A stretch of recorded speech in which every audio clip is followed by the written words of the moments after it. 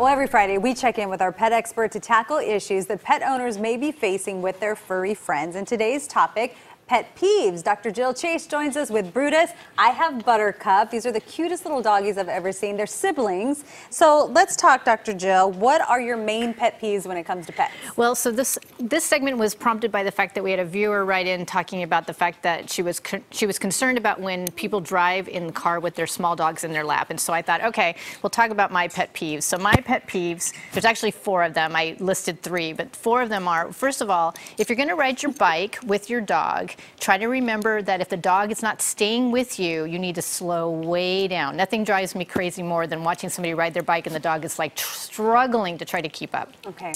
The other thing is that owners often don't think about this, but when you're in the crosswalk and you're walking your dog, the drivers will see you, but they oftentimes don't see your dog. So if you have an expando leash and the dogs are like way ahead of you or way behind, you run the risk of a driver potentially running over your dog. So be careful with that.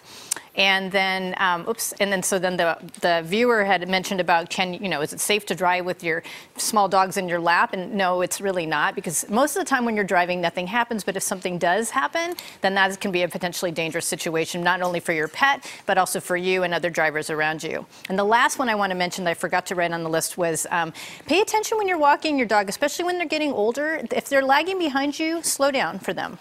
That's a good thing. Yeah. So you talked about small dogs in a car. What's the best way to secure them then? Oh, well, my favorite thing is to have them in the way back. That's where my dogs are. And they're usually tethered somehow so that if there's a, slamming on the brake, they don't go flying through the windshield. Sometimes if I have them in the front seat with me, I'll take the leash and wrap it around the headrest so that they have a way of just staying restrained. And then there are actually dog seat belts out there that are pretty good. So that's something to look into.